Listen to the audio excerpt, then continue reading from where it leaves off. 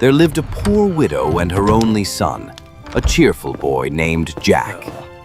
Their home leaned with age, the thatch sagging like tired shoulders, and their only treasure was a gentle brown cow named Milky White, who gave milk that sustained them through the hardest days. But as the seasons turned, Milky White's milk ran thin. Jack's mother sold what little butter she could, mended clothes for neighbors, and prayed for better fortune.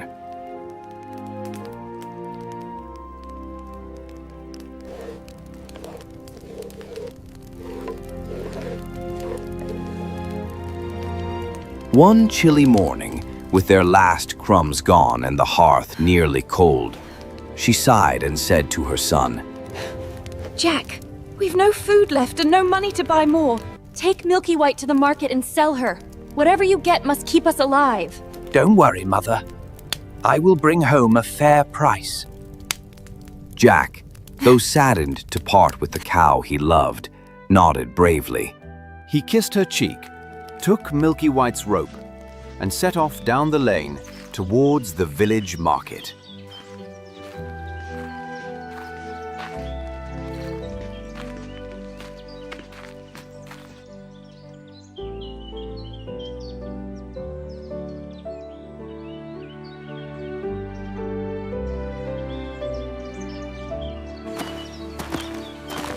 The sun was high when Jack reached a bend in the road shaded by great oak trees.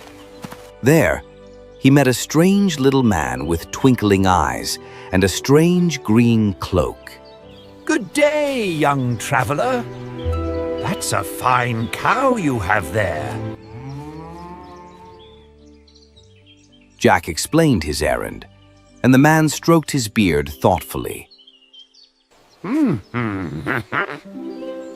So, you seek gold for her, I suppose? Aye, yea, sir.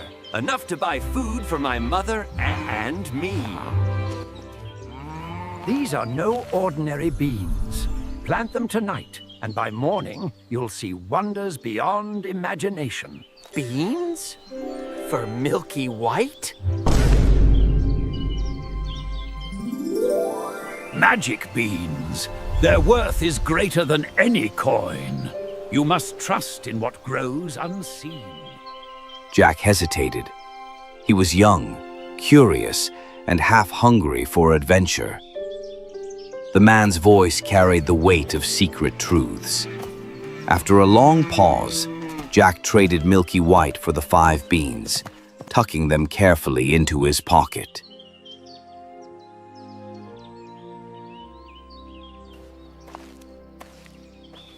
When he reached home, his mother stood waiting at the door.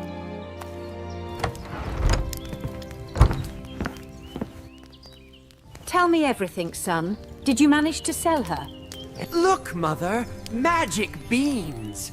They'll grow overnight into something wonderful. What? Magic beans? Oh, Jack, what foolishness is this? She seized the beans and flung them out the window, trembling with anger and despair.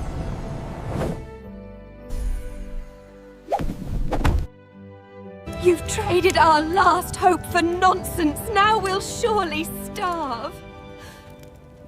Jack tried to comfort her, but she turned away, weeping quietly by the fire.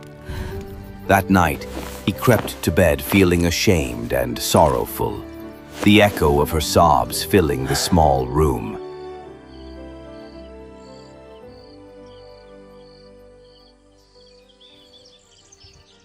Dawn broke with a golden glow, and a strange green light shimmered against Jack's window.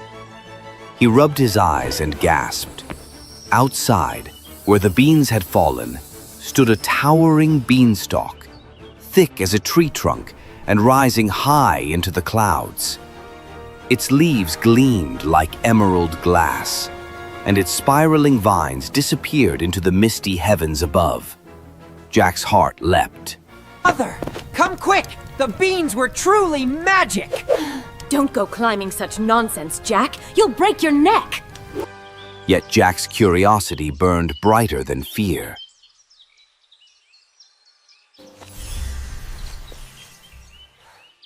You're alive! He gripped the first vine, placed his foot upon a leaf the size of a platter, and began to climb. Higher and higher he went, up through drifting mists and cool breezes that smelled of rain and sky.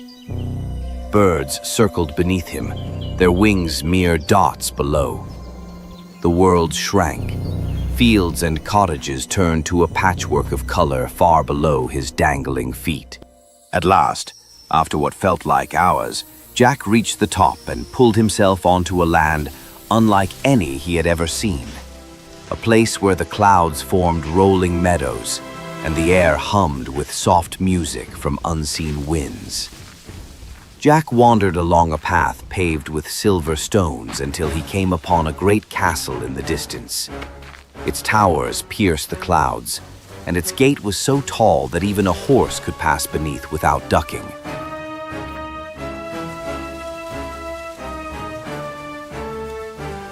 Near the gate stood a woman, a giantess, with kind eyes and arms strong enough to lift a tree. Good morning, ma'am. I'm hungry and far from home. Could you spare a bite to eat? Poor boy. I'd give you breakfast gladly, but my husband would eat you for his own. Please, ma'am. I'll be quick and gone before he knows. Pity stirred in her heart. She lifted him gently into the kitchen and gave him a piece of bread as large as his head and a mug of milk big enough to bathe in. But before he could finish, there came a heavy thud, thud, thud. Quick! Hide and stay very still. A shadow filled the doorway. The giant strode in, a monstrous figure with tangled hair, tusk-like teeth, and a voice that roared through the room. Fee-fi-fo-fum. I smell the blood of an Englishman.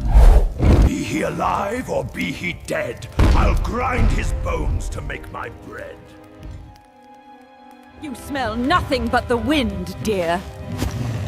You've been hunting too long. The giant snorted and sat down heavily.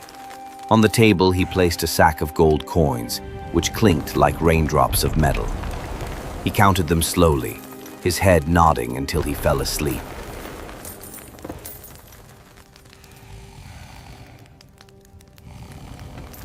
When the snores grew deep and thunderous, Jack crept out, took one small sack of gold, and ran as fast as he could. Down the beanstalk he slid, leaves whipping his face, until he landed safely beside his cottage. Mother! Mother! Look what I've brought! Jack! Where did this come from? From the castle in the clouds. Jack told her everything. The giantess, the castle, the treasure. Though frightened by his tale, she could not deny their sudden fortune. For a time, they lived well, buying food and repairing their cottage.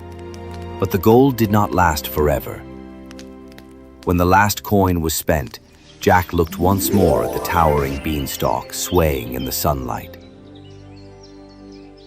Please, Jack, don't go. It's too dangerous. I will climb again.